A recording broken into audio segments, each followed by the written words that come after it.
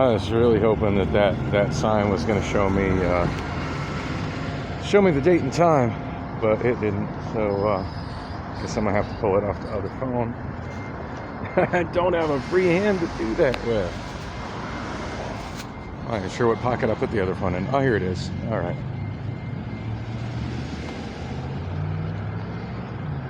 Oh, I gotta love my wobbly camera work. So it's Wednesday. I will figure out what day it is at some point today.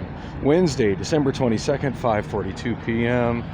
So I'm trying to figure out what to do with my Wednesday since I overslept and it's been just generally dysfunctional. So I was on the bus on the 29 headed home. I don't know if y'all could hear when I started a rolling video before I got off the bus, if you could hear that black woman talking loudly that was sitting across from me. But yeah, it was entertaining for several miles listening to her loudly talk about all the drama in her work life. And she had just moved on to her home life and issues with her roommate and cat boxes and stuff. So yeah, it was entertaining.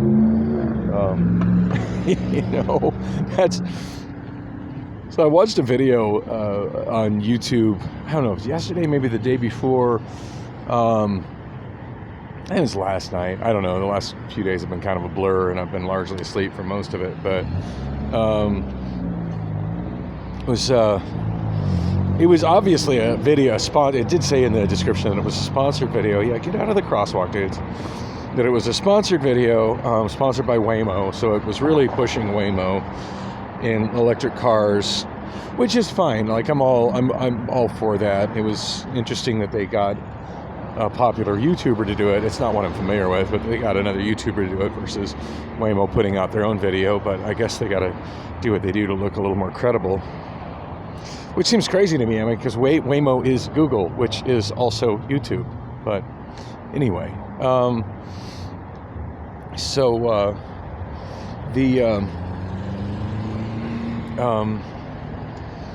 anyways, going through the comments on it, it was kind of neat because it was almost completely shot in the Gilbert, Chandler, Mesa, South Mesa area, where the Waymo One rideshare app is actually driving passengers in completely driverless cars. That was neat. And he was interviewing somebody that worked for Waymo and giving all kinds of statistics about how self-driving cars were, safer than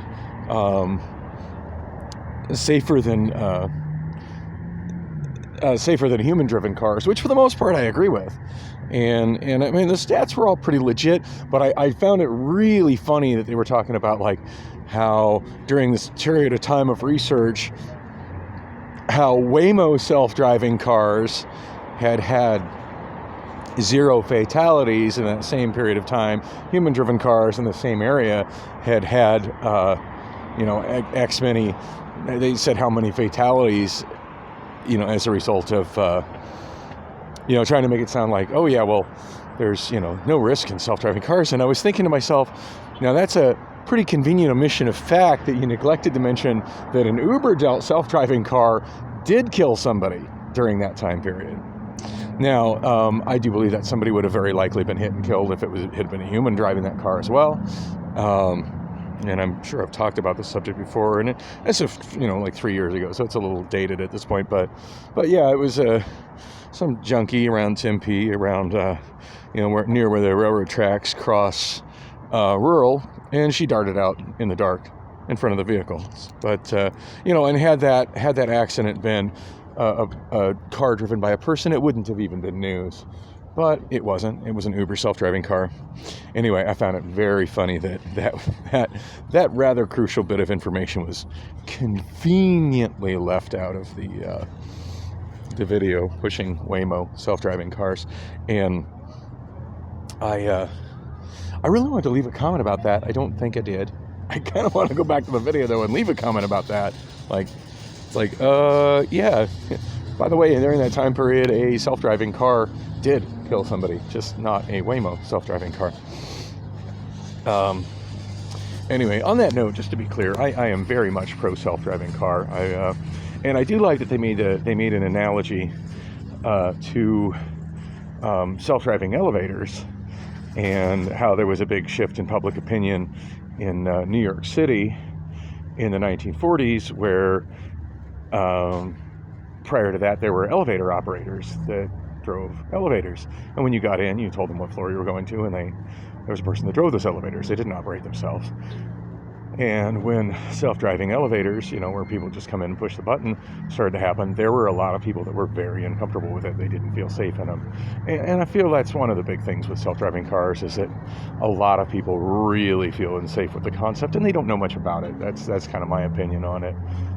Because for the most part, the Uber incident aside, which, as I've said many times, like that, under the circumstances, it was very much the woman was at fault, and I've often said that there should be stiffer penalties for jaywalking in Tempe. So there's that. But she I smell carob trees. Nice. Anyway, and I that's not even what I was going to talk about when I mentioned that video. But where I kind of got hung up, rolling in the comment section, was oh, and by the way, I'm planning on walking to Harbor Freight. I'm just killing time to record more video. So let's go lurk and see what kind of evil is behind the strip mall. Let's see how many homeless people are over here doing drugs.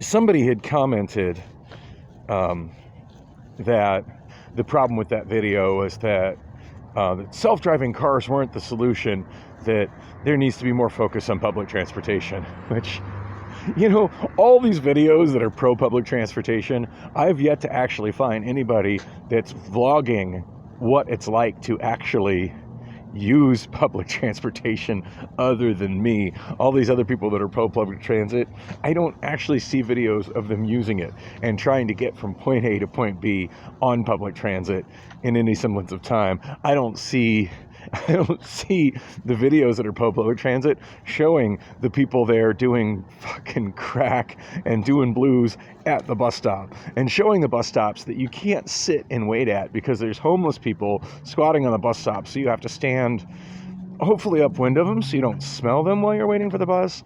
I don't see people showing videos of how bus transfers are poorly timed from the actual schedules, and then in reality end up being even worse, because buses don't get you to the transfer point on time, and when they do get you to the transfer point, because of the location of the two stops, by the time you walk across the intersection to get to your bus, your other bus drives off without you, and you're waiting 30 plus minutes for your next bus. I don't see anybody documenting that other than me. All these public transit people want to make it sound like public transit and buses and trains are the solution to congestion and traffic, and I guess it's the same thing, and global warming and all of that horse shit. Hey, kitty, there's a kitty over there. Hi, kitty. Hello. Oh, kitty's not gonna come over and talk to me.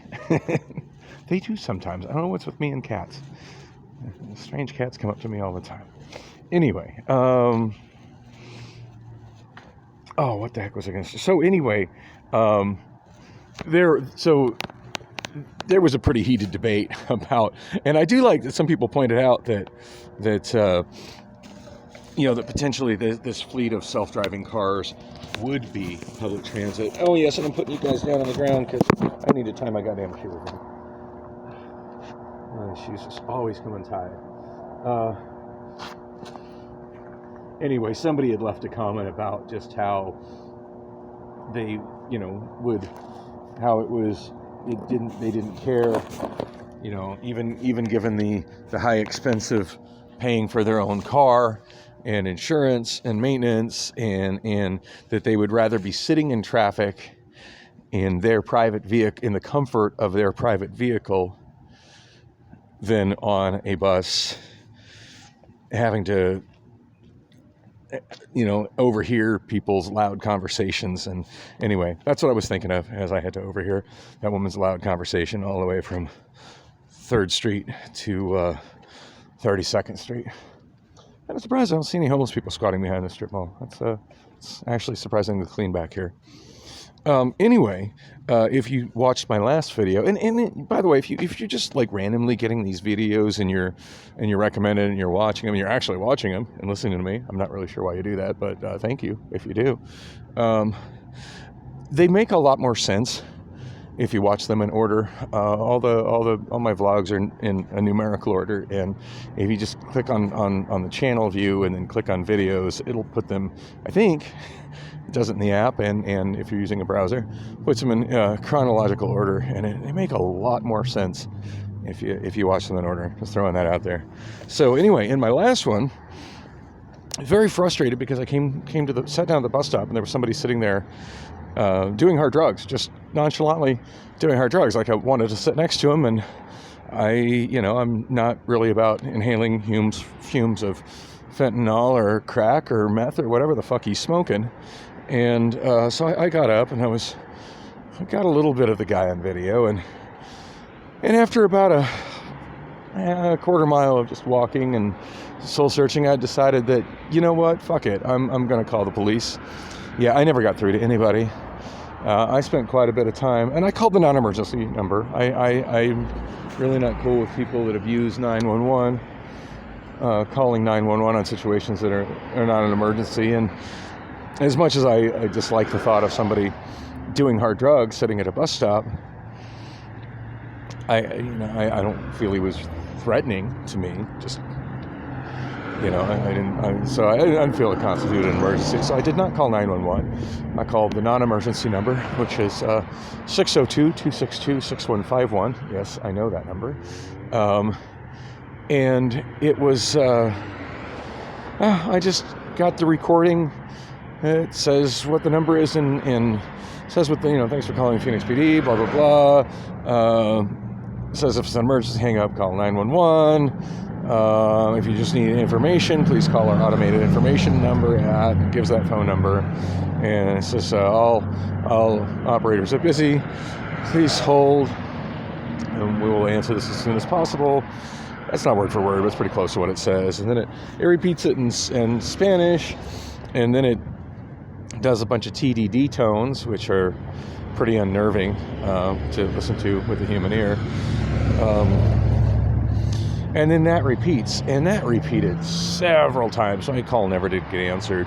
And I thought, when they answer, it would probably be helpful if I could actually tell them if the guy was still there or not. So I crossed Thomas Road, and I started walking back towards 3rd Street from 7th Street on the other side of the road, so that I could talk to the police without this guy, overhearing me, and actually see if he's still there. And when they did finally answer the phone, which of course they didn't, but optimistically, if they would have, that I could have given them a description and been like, yeah, the guy's still sitting there, just and this is what he's got, and this is what he's wearing, and blah blah blah, as opposed to saying, just being some angry guy going, oh, there's somebody doing hard drugs at the bus stop, and it upsets me, take care of it.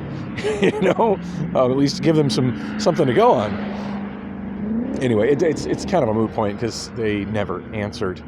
And, which kind of got me thinking. Like I was thinking, when I'm talking to this person, one of the questions I wanted this police operator, one of the questions I wanted to ask them is, does the Phoenix Police Department hire convicted felons to work as operators? Because I was on hold a long time, and clearly you guys are in need of operators.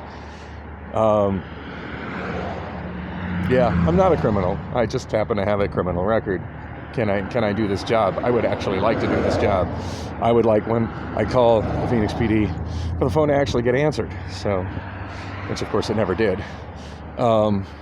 Anyway, when I got back, as I was walking back there, and watching across the street, I did see the guy at the bus stop, and then I saw the bus pull up. And I will give this particular junkie who is brazenly doing hard drugs,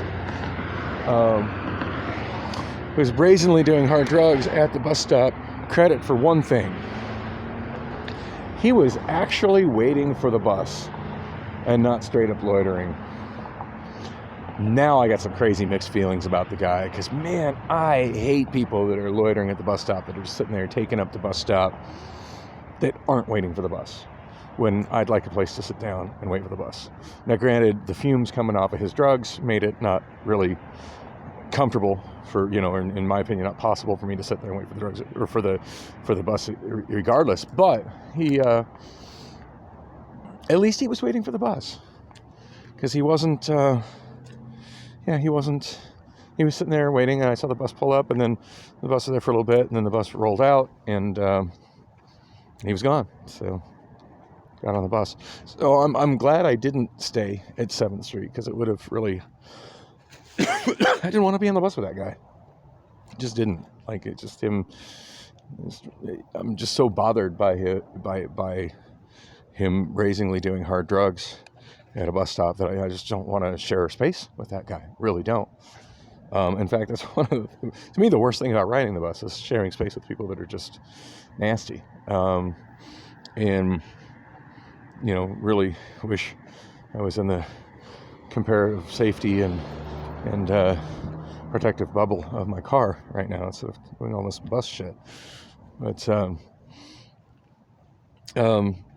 anyway, after I saw the bus drove off and he was gone, I just went ahead and hung up, because at that point, what did I have to tell the police that was going to be of any use to anybody? So I have no idea how long one has to stay on hold with Phoenix PD. And I guess I should have really looked at my call log, so at least now, so when I'm talking about it, I could have said how long I actually was on hold. But I do feel like it was over 8 minutes. Granted, that wasn't 911. Hopefully they answered 911 faster than that. But still, I mean, even a police non-emergency line seems to me should be answered faster than that. I hope I'm not asking too much of my local law enforcement by wanting that. So anyway, I ended up just walking across the street and catching when I was sitting there and he was doing his drugs, I had looked on the bus app to see how long I would be having to inhale his fumes of his dope while I waited for the bus, which is what prompted me to get up and leave. And I saw at that time that I was looking at about 12, 13 minutes until the next bus showed up, and that there was a route 29 headed eastbound, that there was one at it frustrates me that 3rd Street is ripping up their sidewalks to put in new sidewalks, when streets like this, Earl, have no sidewalk at all. So I'd throw that out there. So I just looking at that and thinking of that as somebody passed me walking in the street, and I'm walking in the street. Why are sidewalks that are perfectly functionally fine being replaced when there's so many streets that don't have sidewalks in the city? What's up with that? Anyway, so yeah, when I looked at the bus app, I saw that there was a bus. That the next bus coming was at about I-17 and Thomas, and then there was one literally a block behind him.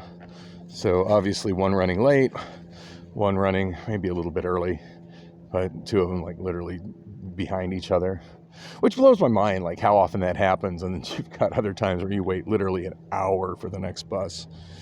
And I could go off about my various just bus shit that's happened in the last week, and I've alluded to some of it. I haven't really gone off on much. Speaking of so I had one the other day, and I've mentioned it several times, and I haven't really gone off on it, but I do know I mentioned at one point in time that I thought it would be really nice if I could add screenshots to these videos, but I just don't have the editing skills to do it, or the software.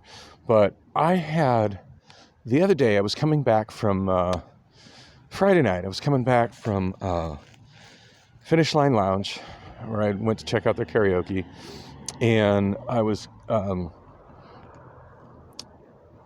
trying to get myself to And I was going all off about it, and I didn't finish, but I was talking about just how poorly the scheduled transfer was, and how I had shot a video, and then I was shooting a video, and I expected I had quite a bit of time, and then it's like, whoa, there's my bus. If you look at my vlogs from Friday night, it should be easy to find that. Anyway, so one of the weirdest things I've had happen with bus mishaps so far is whoa, here's a bus that I'm not expecting, like, which was good for me, because, you know, I had to wait. My bus showed up 15 minutes sooner than I expected, but come to find out, it wasn't my bus. I never did see what the banner said on the outside of the bus, but when I got in the bus and sat down, I'm like kind of bewildered how, like, I checked to see how far away the bus was and what time it was showing up, and I had time, and then suddenly, boom, there it was 15 minutes early. What was going on with that? And that particular bus wasn't a Route 17, at least not within the app. It was a Route 41 Indian School road bus. And as far as I could tell, and I tried to talk to the driver, and he didn't speak English. Encountering quite a bit of that these days as well. He didn't speak, you know, conversational English. He was able to say a couple of words, but we weren't able to really, you know, have a discussion so I could explain, you know, hey, there's some weirdness going on in the app. What can you explain what's going on your end? Yeah, he was not that conversational in English. But anyway, yeah, in the app it showed as a 41. So, you know, when you look up at the Valley Metro app and you see the tracking, it'll show like a purple circle with a number, and it shows what the route is. And there it is going down McDowell, but instead of saying 17, it says 41. And so I click on it. That's definitely the bus I'm on. And it'll show what stop it's at and all the stops that it's coming and what time it estimates it's going to be at those stops. And it showed that the bus was on schedule. It showed it was 100% on schedule. And for some reason, the app seemed convinced that it was going down Indian School Road. And as I arrived at like 16th Street and McDowell, it showed that on the, you know, it showed in the map that it was arriving, you know, where it was, but it showed on the list of stops that it was arriving at 16th Street and Indian School, and so on and so forth, all the way to 41st Place.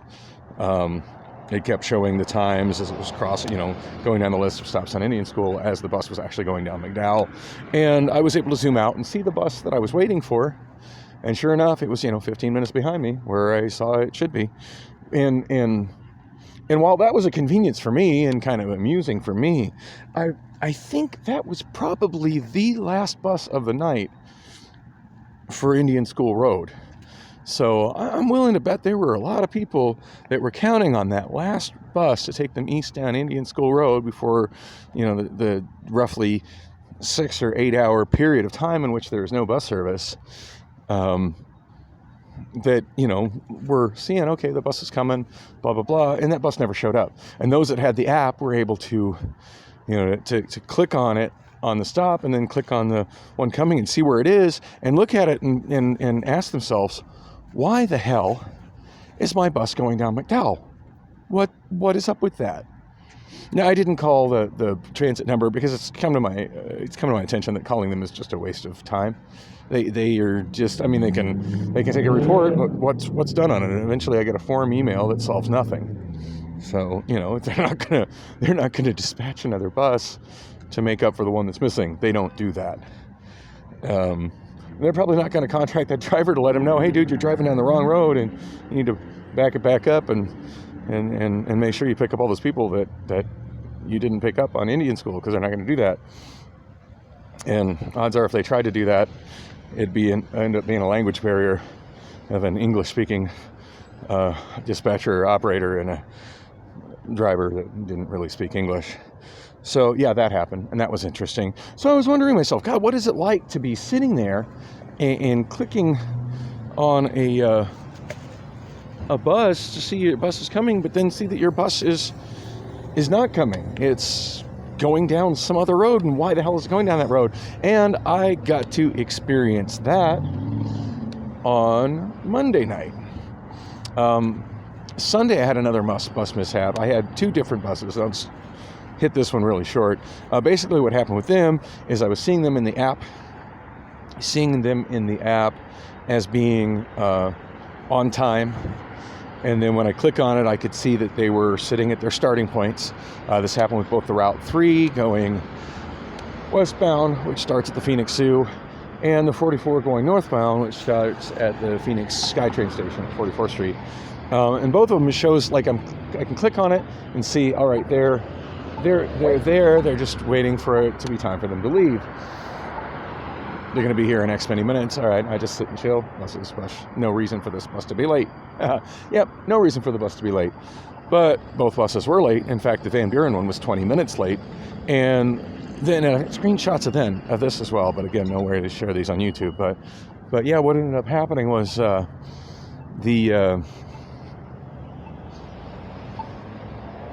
those Hawks are so much fun. They ended up having... That's a disturbing sound. They ended up,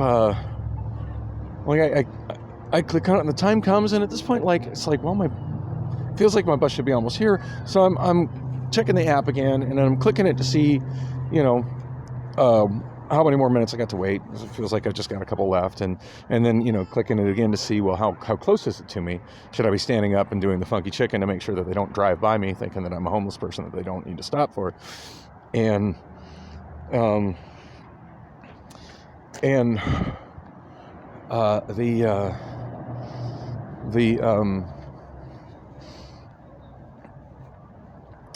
it shows the time.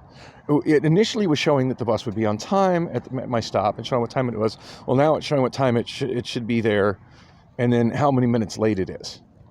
It's running late, and then I click on it, and in both instances, they're still sitting at the location.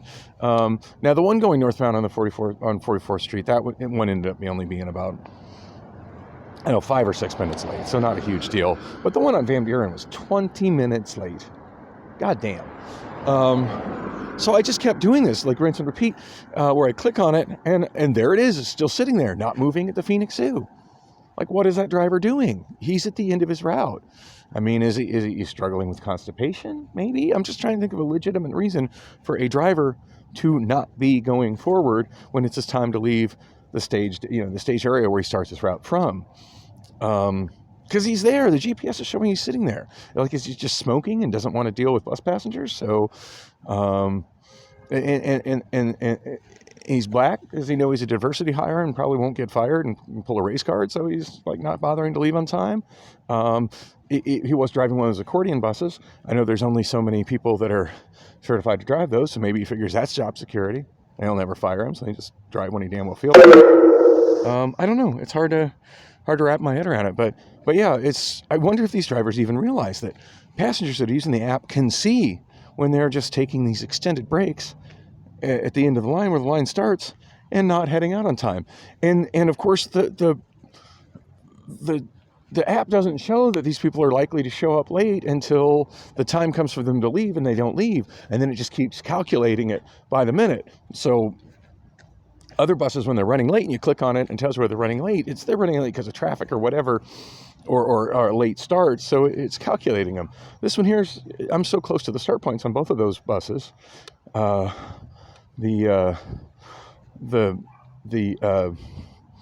of them I was catching, northbound 44 and westbound Van Buren, and both of them catching at 44th and Van Buren. I transfer buses there a lot.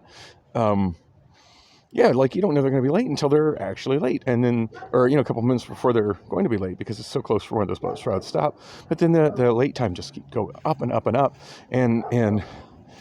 but even the one that was only 5 minutes late, 5 minutes is enough to miss your transfer. 20 minutes late is just ridiculous. I mean, at that point, I was getting worried that I wasn't going to make it. It's when I was rolling on Sunday with the 3 boxes of recycling, and I was worried I wasn't going to make it there in time to even put it in my unit. And I had left him plenty of time. That guy literally sat at the Phoenix Zoo for 20 minutes, not driving off in his bus.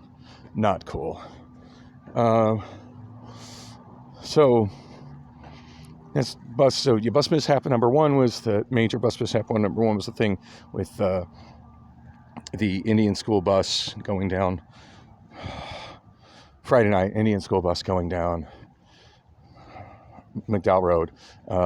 Sunday night, crazy bus mishap was 2 buses I was trying to ride. arriving late, one of them super late, just because the drivers didn't feel like leaving their start points on time. And then the last thing, and as I mentioned in the first thing, like, I wonder what it's like to be sitting and waiting for a bus. I almost walked into a parked car because I don't have a sidewalk. What's it like to be sitting and waiting for a bus, and then suddenly you see that it's not driving up the route, even though it shows that it's supposed to be arriving at a given time. And that happened to me also, sitting at 44th and Van Buren waiting for the 44 North. Usual sort of thing. Like I said before, I saw it. I saw what time it was supposed to arrive, and it's only going to be a few minutes. So I'm sitting there patiently waiting, and it's sitting at the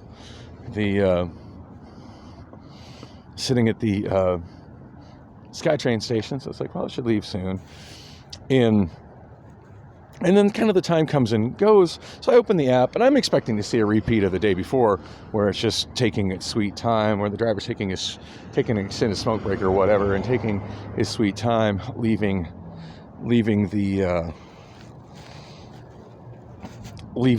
his start point there, and making it late. And then I click it, and it's no longer showing that it's supposed to arrive. And I'm like, wait, whoa, why? I never saw this bus go by me, but I just saw it on the map sitting at the SkyTrain station. So where the hell is it? And so what I do to figure out where it is, because at this point, it's only maybe about 4 minutes late. So it shouldn't be too much farther, I wouldn't have to go very many stops up 40, north on 44th Street, and click the upcoming buses to see where that bus would still be approaching at that stop, which I did. And then I clicked on it, and it showed that it was sitting at 44th Street, and it was sitting at the light, headed northbound at 44th Street in Washington. So I'm thinking, okay, not bad. He's running a little bit late. Kind of odd that the app was not showing that, but there he is. So I sit and watch him, and he turns right on Washington. I'm like, wait, what? No. And the whole time, same sort of thing, like what was going on when the Indian school bus was driving down McDowell, how it continued to show what time it was approaching stops and would theoretically be arriving at stops. It was still timing it as if it was going on the road, going down the road. It even though it wasn't, he went down. Actually, I think when I saw him, he was already on Washington. He'd already turned right and was going down Washington. But he went down Washington to Loop 202, or actually the 143. But if you take the entrance on at where Washington crosses the 143, that northbound entrance doesn't actually put you on the 143 North. It puts you on the ramp to the 202 westbound. So, yeah, he took Washington to the intersection at 143 and got on the 202 westbound ramps, took that onto Route 202, and I sat and watched this guy.